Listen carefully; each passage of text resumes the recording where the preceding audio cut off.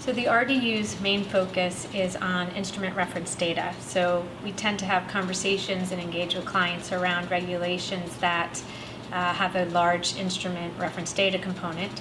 At the moment, it is SFTR.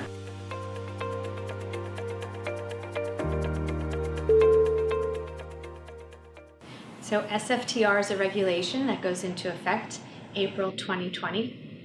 The regulation requires that firms report their SFTs to a designated trade repository on a T+1 basis. It's a bit complicated in that it's a dual party report, and so there's a reconciliation piece which requires firms on both sides to reconcile their data. Firms are a little nervous about this given the different levels of data quality across firms. Two of the main fields that are of concern right now are security type and security quality.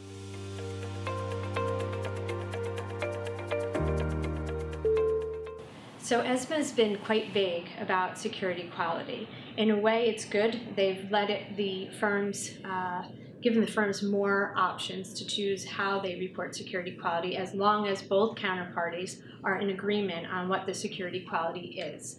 The security quality attribute is generally just a field that determines whether it's not rated, investment grade or not investment grade. The problem is that firms have different ways that they come to that determination. Some of the larger firms use rating providers plus internal credit analysts.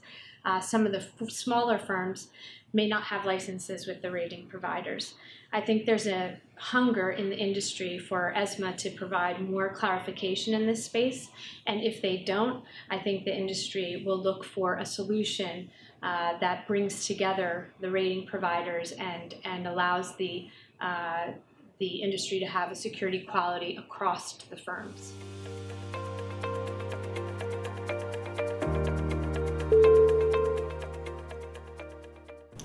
So the LEI does play a big part in SFTR. Not only do the firms need to report the LEI of the issuer and the issuer's jurisdiction, there's also an element of understanding about the issuer when it comes to deriving security type. You need to understand if the issuer is a financial institution or not in order to determine the correct security type. ESMA has put out a call to the industry to try to determine the volume of issuers that do not have an LEI, and we're waiting to see what the guidance is once they get those statistics back.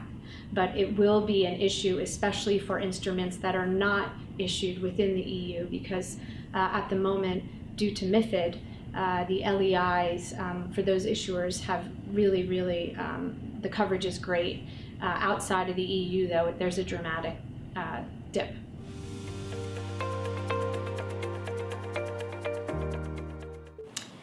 So there is a backloading component of SFTR, and the main concern there is the volume.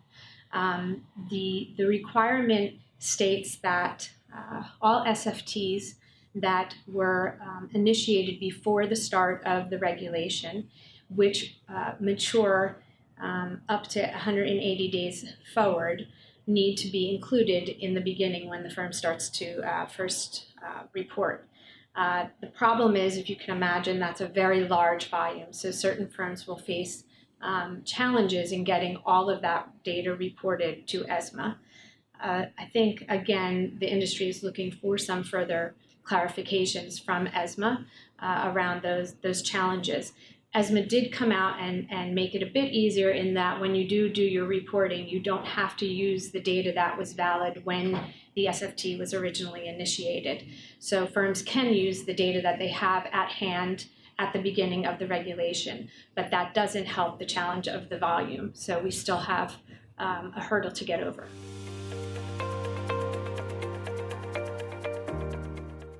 So a survey was taken recently that asked 65 banks that would fall under this reporting if they were ready, and 2/3 said that they do not think that they will be ready, given where they are now in their planning, to be compliant by April of 2020. So this really raises some alarms that firms need to start right now digging in and moving through from their pre-planning stages into implementation.